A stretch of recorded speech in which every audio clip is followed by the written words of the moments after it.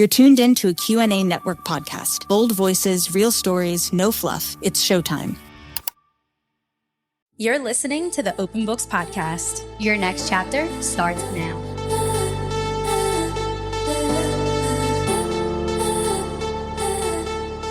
This podcast is brought to you by QNA Network.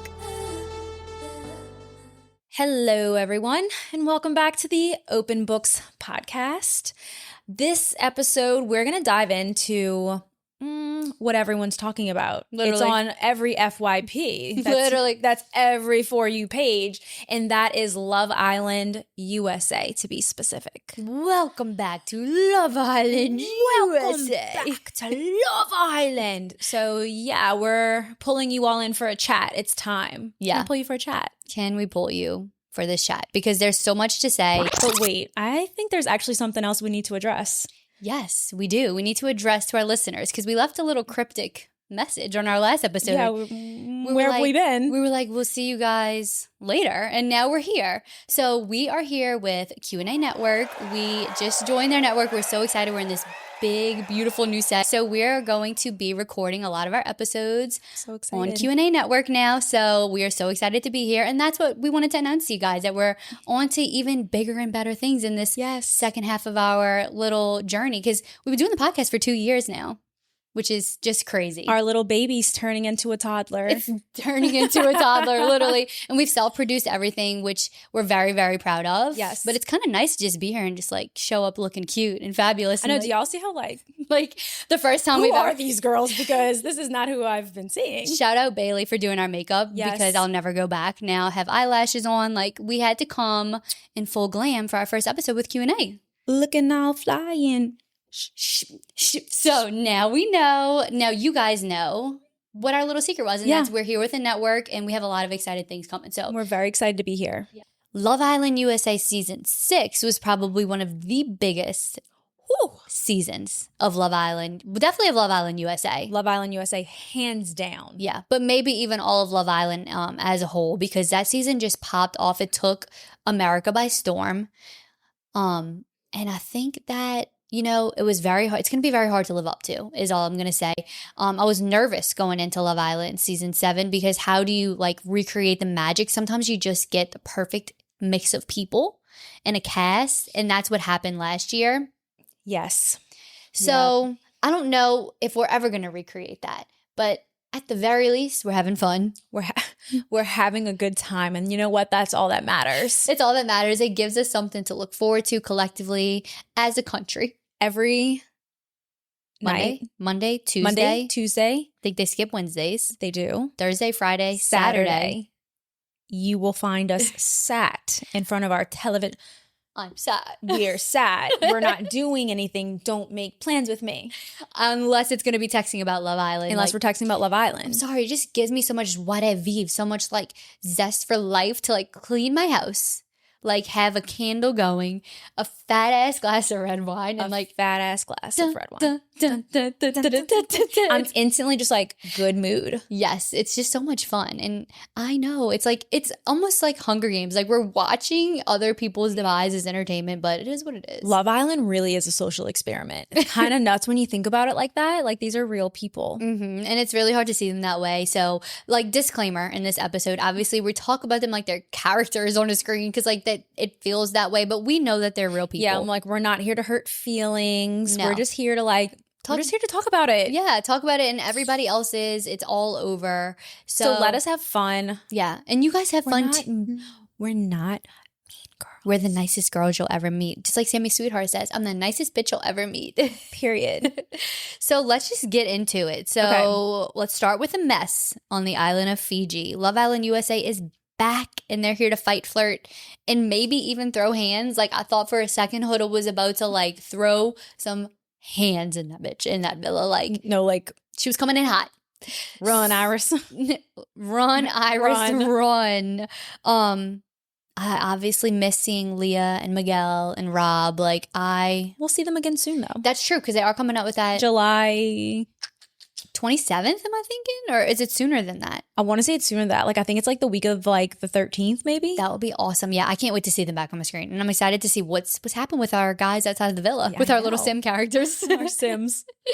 But let's just maybe get into the cast list. I think since we made this cast list, we've only had one other bombshell come in, and it was the girl from last night's episode. So Andrina. Yeah, let's do it. So we have Amaya Espinal. Okay. She's 25. She's from New York City. We have Ace Green. He's 22. I didn't realize he was so young. Wow, he's young. From Los Angeles. Well, that's when Shelly said you saw breast milk on your face to him in that first episode. You're right. So he's 22 is pretty young. 22 is young. Austin Shepard, 26, from Northville, Michigan. Charlie. R.I.P. Charlie. Charlie, we love you. We miss ya. This last name, Giorgio. Okay. How old is he? Y'all, I'm butchering these. I apologize. 27, from 27. Orlando. No, Birmingham, UK. I was going to say, he's not from Orlando.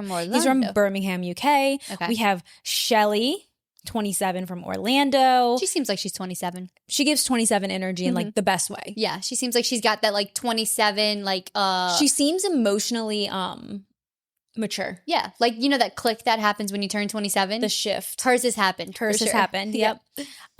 We have Sierra. She's 25, from Arizona. Hannah, 23. She's from Arizona. Hannah, I have a seems theory 23. on Hannah. She's very much 23. Mm-hmm. Hannah just wants to have a good time.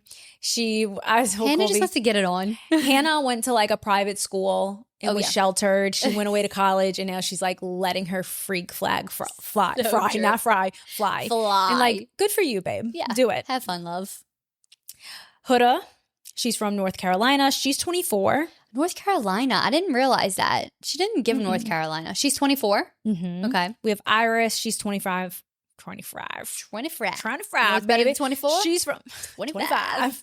She's from LA. Jalen. J for J. Justice for Jay. Jalen. We love him. He's 27. He's from Georgia. That was his first time ever out of the country. He got a passport for this, and he was only there for 2 days. True definition of a sweet soul. He's the Pijam. Justice for We Jalen. love him. He deserved better, but you know what? I think he's going to have like big things coming. Big things are coming for Jalen. This is just the beginning, the tip of the iceberg. Totally. Yeah, I agree with you. Up from here. We have Jeremiah, 25, from LA. Oh, Jeremiah. Mm-hmm. Nicolas. Mamacita. Mamacita. Mommy? Mamacita. He's 24, from Jacksonville. I like Nick. I like Nick. He's too. grown on me. Olandria. Love. Love. Love. Olandria. She's 27. She's from Alabama. So she's also had the switch. She's had the switch. You can tell. Yep. That's You why Shelly and absolutely Alandria can are tell. so drawn to each other. They've got the vibe. I love them. Me too. They're both just like so like tink. Yeah, they Love are. them. Pepe, 27. 27. He's got the switch Y'all, too. please excuse me. What is happening? He's 27. He's had the shift. You can tell. He's from LA. Pepe. LA from Pepe. Pepe from LA. Pepe. And then we have Taylor. Taylor's Yeah. 24. He's from Oklahoma City. He's our little cowboy. Can I just say that all of their ages track?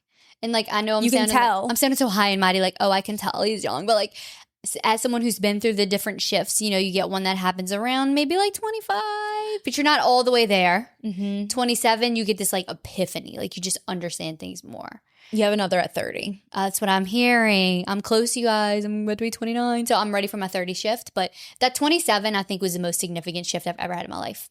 And you could tell who's had the shift. Yeah, I just had like a That's or even flashback. I just had a brain blast to that shift. to the shift. Yeah, like, oh, I remember. Yeah. Yeah, so we have some like pretty big points to touch on Yeah. from the villa. From the recent episode. So we'll just kind of like go through the biggest things that have happened and, you know, conversations will spurt off from there.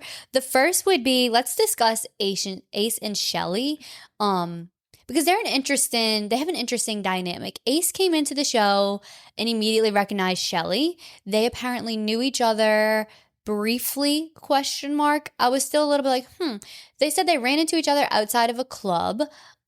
And it was very unclear if they had a relationship after that. It said maybe they said they DM'd a little bit, but they never said if they like hung out. No, but there's so many rumors circulating like I'm in a lot of Facebook groups that are like reality TV where like people literally are just talking about Love Island. And there was a rumor that Ace and Shelley actually have a family together and they have a child, and this is all just to win and get the money. I don't think A child would be crazy. Crazy work. That's what I don't believe Crazy that. work, especially for like the way that Ace was going so hard behind Jeremiah and Huda for being coupled up since day one. Yeah. I don't think I necessarily believe that. No. But the chase of it all kind of like made me feel bad for Austin, because I do think that Austin has like some stuff with him, but I do think he's like this genuine guy, and I think he really had feelings for Shelley. I think he likes Shelley a lot. And I think they had like a beautiful friendship that blossomed from their coupling. And I just wanted her to recognize that. Like, just admit he's your good friend. Like, but Yeah, you know, it's she didn't probably wanna hard for hurt her. him. Yeah, because she knows he's a good guy and he has good intentions. At least from what we can tell. You know what I Yeah. mean? He seems really sweet. Yeah, she did not want to hurt his feelings. She was protecting that, I think. But Ace and Shelley, I think, were meant to be in a couple together. I do like see them. Yeah, and as you a know what? couple. Like, even if they knew each other, whatever, fine. I like them together. Yeah. It seems like they're just having a good time, though. Yeah, it does. It doesn't seem serious. The extent of what they might have known each other, it's like, I don't know. I have to believe that producers knew that they knew each other. Like, what are the odds? I'm sure there's millions of Americans and people from other countries that applied for this season of Love Island USA. What are the odds that this one person you met outside of a club is there? Like, I'm sure producers knew in some way that they might have known each other. Yeah, and I feel like we've seen that on We have. previous seasons of Love Island. Like, Absolutely. I think they do it on purpose. It's a little mess. Previously on Love Island. It's a little mess in the villa, and It's fun. as the viewers, like, we're eating it up. Yeah. They know they do what they do for the views. Totally. So that kind of leads us into Austin and Amaya, because yes, Shelley finally let go of Ace in that challenge, or the game that was the locked door game, which was really intense way to couple people up. They're like bringing out all the stops with the coupling, the recoupling, And their budget must be so insane because of last season. because Like, even the games of it all, like, their props are better. their props are intense. Intense props, intense like setups and scenes. Like, I feel like And that's what makes the show like so visually pleasing to watch. correct. Like, I want a high budget Love Island. That's why I'm so drawn to the UK. Because it is so high budget. Yeah, like the neon lights, the neon signs, the beautiful scenery, the drone footage. Like, USA's catching up they are. That So- last season really did them in. for sure. Austin and Amaya, you know, And we could just talk about Amaya as a character here too. I thought so. I first, when she came in, I saw somewhere someone said that Amaya is a casa girl. Yeah. Like, she's not like a main villa girl. I could see that. I see that. And I thought that she was really putting on for TV. And as the more time goes on, like, you don't really see her like chill. She's always She's on always one. like on Yeah. one. So I think that's just her personality. I think that's what it is too. Which, like, she's grown on me significantly, but I think, you know, like everyone, like, everybody can be a little annoying. I just think she's a little annoying. I think she might start to really annoy Austin. Yeah, I could kind of see that in this last episode that he was like, eh. But you know what you said that's so true just about Love Island in general, and why I think the show does so well is you have so much time with the people, unless they get kicked off, obviously, but they grow on you. Yes, Like, and then you start caring about all of them. and then you care about, and by the end of it, you feel like you're part of their little family, because you can be introduced to a person and really despise them in the beginning, but as each episode goes on, you get to know them a little bit more, and that's what's fun about it. It so is. like, yeah, Amaya really, I was like, absolutely not. When she first came in, I was like, no. I'm thinking no. See what I needed to see. I've had enough. To be fair, I felt that way about Austin, and I'll say it. It has to be said. It has to be said. I literally, like, when Austin came on, oh, please forgive me, because I love you so much now. Yeah. But I was like, No. it's not. It's not giving. This is how I Love felt Island. about the cast in general. I think I've like first really episode? said, yeah, like the first episode when it ended, I was like, this cast is weird. Like, the vibe feels off. I was saying that up until like a few days ago. Mhm. I was like, there's just something off with this cast. It doesn't feel like Love Island casting. Mhm. Y'all. We're banging our heads into I just these like microphones. ate this microphone. You might hear the You're gonna have lipstick all over the microphone. Right. Oopsies. It just didn't feel like Love Island. I think we're on day what, 13? 15 or 16. 15 or 16. Yeah. Now I'm like, okay, like I guess this It's starting to feel more it's starting to feel more like Love Island. But I was like, how did Austin get casted? Like he just didn't fit. I hate to even say that, like fit the mold or like the Love Island type. But I guess that's the beauty in Love Island. Like everyone is the type for Love Island. And like that's like take it for what it is. Like you are a perfectly molded person when you get casted on the show. Like don't be mad at us. It's a cast. Like that's what they've done. Exactly. That's what they've created. Thank you. Yeah. Yes. And so, but to go back to your point of like, by the end of the show, everyone has like grown on you. You've accepted their quirks. You've accepted their like more toxic traits. Like, you learn so much about them. You do. But Austin, I look at him like a little brother now. I'm like, don't hurt his feelings. Yes, that's someone's baby. Yeah. Don't hurt him. And when you think about anyone like that, you're like, aw, I know. That's baby. That's someone's baby. I feel the same way about Austin. At first I was like, absolutely not. And then I'm like, no. I really like him now. Yeah. Okay, next would be Huda. So let's talk about Huda because there's a lot to break down here. Huda, as a character herself, and then Huda and Jeremiah. So the first thing we could talk about is Huda and mommy. I'm a mommy. The way she presents being a mother, I find a little bit strange. It's almost like she thinks she's the only mother in the world. And I think being on Love Island as a mom is a unique thing. You don't see it often. You don't. It might feel very isolating. Yeah. So I get why she is like, I don't know, thinks it's such a big deal as it is. And it obviously being a mom, huge deal. The biggest deal in the world. Correct. And so it's very fun to see all of the different ways she tells people. Obviously, number one is Huda and Nick. I'm a mommy. Mommy? I'm a mom. Mamacita. I also loved the moment between Huda and Sierra where she's like, Sierra, you don't know this. Everyone else in the villa knows this. It's going to be a big deal. I'm a mom. She's like, amazing. Amazing. She didn't give a fuck. No, like it's literally like people don't care. And then Jeremiah, when this big reveal, she takes about 3 days to tell him she's a mom. She explains her reasoning behind that, which is that she wants him to get to know her for her and see if they can really form an emotional connection before she tells him this big thing. And we'll talk about whether we agree or disagree with that. I think it's a discourse around a lot of this. But his reaction, he's like, oh my God, oh my God, oh my God. Your mom? No, it like took his breath away. Yeah, he's like, oh my God, oh my God. But to be fair, that is a lot of, I mean, we're two moms. That's baggage. It's beautiful baggage, but it's a lot for someone that's, I mean, they're all in their like some early 20s. Like that might not be like, I don't think you go on Love Island thinking like, you're going to come out a father. Correct. You don't. And so that's where the discourse is, whether people agree or disagree. And people had this conversation with Jess from Love is Blind. I think she handled herself in a much different manner than Huda is. But it's like she also didn't want to tell people right away about her child. And whether or not that's fair, maybe it's not for us to say because we're not in that situation. But I'm just thinking for me, just for a logical standpoint, I feel like it's an easy way to scare someone because you do make them have this deep connection. And not everyone wants to have kids, number one. Fair. Completely fair. Completely fair. It is such a personal decision, such a big deal to be a parent to a child. Not everyone, especially, doesn't want to be a stepfather or a stepmother. And that is so okay. But I think Huda kind of set it up to where if Jeremiah said no, then it's like, well, then he's the villain.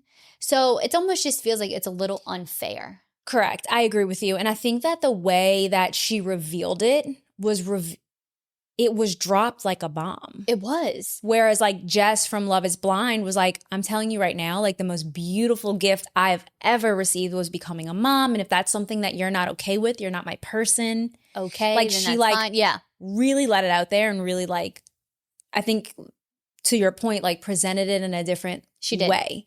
Now, who knows? I'm sure it's like really scary to admit that. I can also see where you like don't want to announce to the whole world that you have a daughter. I see that too. Mm-hmm. And I do believe like, yeah, of course moms can go on these shows. Like just because you have a kid shouldn't limit that. Personally, I couldn't leave my daughter for 6 weeks. For minimum 6 weeks. It's longer than 6 weeks. Yeah. Especially like a young toddler. Yeah. There's no judgment. I just couldn't do it. Right. And that's how the topic I wanted to point out is leaving your child to go on Love Island. Okay. Again, no judgment. Everyone parents differently. And I also see the side, and I remember feeling this way about Jess from Love is Blind of, yes, you're leaving your child, but will this lead you to have better opportunities for your child in the future? She can become a famous influencer and make so much money. You can provide. And provide for your child. However, the counter to that is, can you leave your child for 6 weeks with no contact? And maybe they're letting her talk to her kid, but either way, it's still just like, if an emergency was to happen, you're literally in Fiji and you're away from your kid. And you don't have your phone. I guess I could get in touch with producers, but like, it's a scary thought. It's still going to take you days to get back home. I need to FaceTime. I need to talk to you multiple times a day. I mean, we're here recording and we've checked on our children multiple times. And I can't sleep away from my kids. Like, I can count on my hand the amount of times that they've slept out. And I know that that's not every parent's way of doing things. But right, that doesn't mean we're better. No. It's just like how we operate. Exactly. So it doesn't mean she's right or wrong. It's just something to ponder. Something to ponder. So now that we pondered that, let's talk about Huda and Jeremiah, because they were hot and heavy very quickly. And a lot of people are accusing Jeremiah of love bombing Huda, which maybe in turn made her act the way she did, which was pretty insane. Quite literally crashed out. She multiple times. She crashed out, for lack of better terms. They're using that term so much, but like, it's a great term. It is. She's crashing out. She's losing her mind over Jeremiah. She's being very possessive. And the thing about Huda that makes her very like off-putting to me personally is not necessarily how she, got so attached to Jeremiah in the beginning. I could see how that happens in such like a intense environment when you're with this person 24/7. I could see you getting very attached quickly, but it's the way she speaks to him and speaks to other people in the villa. That is like, it is not okay. Girl, I'll die on that hill. I'll die on that hill that like, she wouldn't last a day in New Orleans, that's for sure. Talking to people like that, girl, are you out of your mind? Not gonna fly. Are you not gonna fly? Are you out of your mind? Like, and she's like, every bombshell that comes in, she's like, I don't like that bitch. I can just tell. You don't even know her. Her job is to come in and be a bombshell and to just. They always say this because I'm like, they say, "Don't call me out of my name." You're speaking about me out of my name. Don't call me out of my name. Yeah, and like, it's an interesting phrase, but it really is true. It's true. Like, you don't talk to people like that. Don't call me a bitch. Because I'm coming into the show just like you did. I have every right, just like you did, to explore those connections. Like. That's what bombshells do. Like, the whole point of the bombshell is to like shake up the couples. Yeah. If not, they wouldn't bring in bombshells. Right. I think that where I land with Huda, because like I still am like, okay, she's a person, and like that's clearly, true. I don't think Love Island is the show for Huda. Mm-hmm. I still like, yep, she's gotten some chances to redeem herself. I don't think she's emotionally in control of her emotions enough. That's what it is. In the villa. I don't know what she's like outside the villa, but clearly like she was spiraling. Yeah. I don't think this is her show, and I still don't think this is her show. Yeah, and I think that the right move would have been for her to get kicked off instead of Jalen. But I think people were, I don't know, they do have scared. Yeah, and they have this type of like loyalty to OG members that happens a lot. But at this point, Huda is clearly terrorizing the villa, and she was making everyone around her feel uncomfortable. Yeah. And they still chose to keep her, which I find interesting. But I mean, like, just Iris saved her. But the night before, Huda is like secretly talking about Iris, being like, she's always like, she's a girl's girl. I think they're going to show that. I think they'll show that line. She's a girl's girl. I'm a girl's girl. And then I think that at movie night, they're going to show all of the things that Huda did that was not being a girl's girl. Like pulling Pepe for a conversation. Not cool. Without talking to Hannah first. And Hannah was the first one to check in on her. So also what she said about when Amaya came in and she was like, I just don't like her. Never met the girl in her life. I'm clocking that for is that clocking to you, Huda? I'm clocking that for movie night. Yeah, me too. You know what? And like Huda has provided so much entertainment this season. So I'm not complaining about it. I'm just like, she needs to take a step back. She needs some help. She needs some help, yeah. Yes. Okay, next topic is Hannah. Speaking of Hannah, so I agree Hannah's very much 23. I think she came on the show for a good time. I think that she did really like Charlie, but what I was not expecting was Hannah's crash out when Charlie was voted off. What did you think about that? Her extreme waterworks, her sobbing next to his picture. I think that was real. Me too. I do. Like, I think that was genuine. I don't think that was like that. No, that was like intense. Like, I don't think that she's an actress, and like that came from somewhere. I think she really liked Charlie, and I think she realized she really liked Charlie that night. Yeah. It was like a little too late. Because she was like making out with Pepe in the speakeasy right before then, like yeah, a little like hot and heavy. And then I started to kind of clock Hannah's almost like getting turned away from Charlie a little bit by little comments that she would make in her confessionals, because she was like, yeah, I don't know. I usually just like more assertive guys, and like Charlie's not my typical type. I'm like, oh, he's a nice guy. He's a nice guy, and that's not what she wants. She wants the chase. She wants so Pepe. She was like going hot and heavy with Pepe in the speakeasy. And I saw somebody say, which is true, they were like, damn, Hannah, we sorry. We thought we were helping you out, like by voting like America. They were like, I thought that's what you wanted. I think that's what she wanted. Yeah. So now she had her moment. I like Hannah a lot. I do too. You know, another reason why she might have been just so upset is because she was like, damn, I actually did have a good guy, but I messed that up so bad. Like Charlie outside the villa. Yeah. Yes. I also saw, because we're talking about Hannah, but it brings me to Pepe. In one of the groups I'm in, I don't know. There's so many different things. Y'all, I saw it somewhere floating around the internet. I don't know. But it was like, I don't know. Maybe Huda is Pepe's type, because he had like TikToks that were like, I want to marry you on the third day, like Latina hot body. Like, yeah. What if that switch up happens now? It would be good TV. But he very much was like, basically telling Huda he's not interested in the last episode. Well, that was a big yikes for me. And you know what? It's Huda's own fault, because I'm sorry. What man is going to want you just made yourself look like so hard to be with, so insufferable. Even if you're beautiful, even if you like, really don't act like she's gorgeous. Even if that's not how you are outside the villa, you have like, no one wants to deal with that in the villa. Like, that's scary, especially when that was after a week. Oh my God, she was being scary. Yeah, but she's so beautiful. Though they all are. Like, we're talking about the Love Island mold. Yeah. Like, that, honestly, you can't even say that because they're all so beautiful. You think Jeremiah's a bullshitter? Okay, let's talk about Jeremiah. Honestly, no. Question mark. I mean, I'm starting to wonder about him now a little bit. Well, we're seeing more of his personality now. Yeah. He was so like in. I know they weren't in the bubble with Huda. Like he was in the Huda bubble that he wasn't like really contributing anything in his confessionals. He was just like Huda's partner. Yeah, like it was just like Jeremiah and Huda. But I feel like now we're getting more of Jeremiah. Mm-hmm. But like, if you know you're going to win $100,000 at the end of it, like who's not trying to play the game? I think that like. Well, he said that one little comment that I think really threw a lot of people off when Huda tells him about the baby or her daughter, and he's like, if we really win this thing, and like that threw a bunch of red flags in people's minds because he said the word win instead which is of like if we really form a true deep connection. Yeah, that was like a rookie mistake, Jeremiah. You never say that on live TV. Obviously, everyone there wants to win $100,000, but you don't say it. But you came here for love. Da-da-da, da-da. You don't break that fourth wall by saying that. So I think like that was he should have just looked at the camera. Yeah, that was a mistake on his part. But here's the thing. I like seeing the way Jeremiah handled the situation with Huda. I do think he's a good person.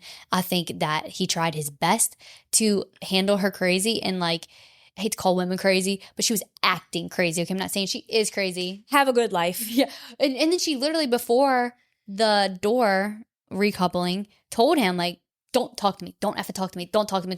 So of course he's going to pick Iris. Like, she just was insufferable. The pancakes. He couldn't do anything right. And I think that her all of a sudden switching up on him, telling him that he's a liar, he played in her face, he did her dirty.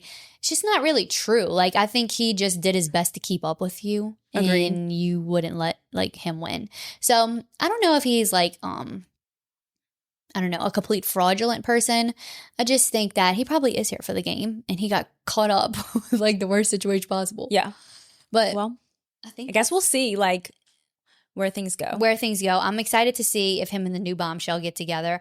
I think they will. I think they will too. I mean, the biggest things were the Huda crash out. The last episode with Meg Thee Stallion was more of like a little fun, breath of fresh air, with the dancing and the twerking and the booty. It was fun. It was fun. And I haven't really seen the last episode with the food challenge, but I'm like kind of fine. It's a milk challenge. I can kind of like tell you. Please tell me. So they start out with like a wheelbarrow race, and then a pail of water. No, that would have been actually tolerable. A pail of milk like falls over on top of them. So gross. Then you have to bob for an apple, and it has like a picture of the other islanders, of the islander you'd like to snog, well, kiss. Mm-hmm. And so they pick who they want to kiss. They come up, they're kissing like at the same time the other person. And then you go to the udder and you milk the fake udder into your mouth, the guy. Then he spits the milk into the girl's mouth. They spit it into a pail. And then you reveal a question like, which islanders, blah, blah, blah. And then you vote, and then you dump the pail of milk on that person. And then, of course, you like go to the side and you like make out.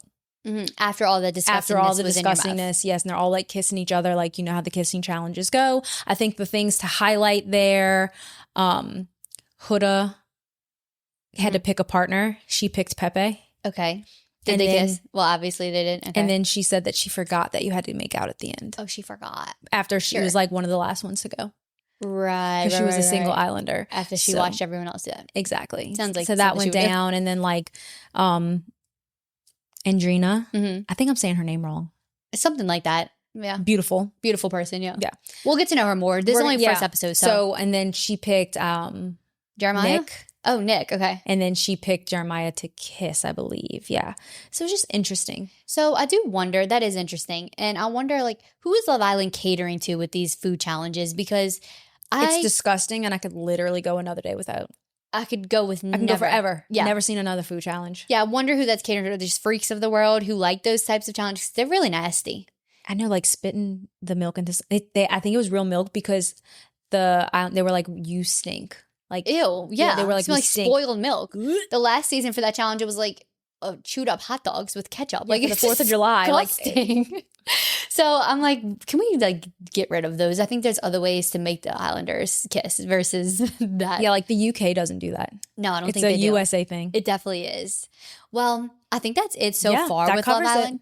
But I'm thinking like we can do another one of these after the next batch of episodes. Absolutely. There's probably like 2 more batches we could do. There's like 30 episodes usually of Love Island. So the next time you hear from us, we'll probably be covering Casa.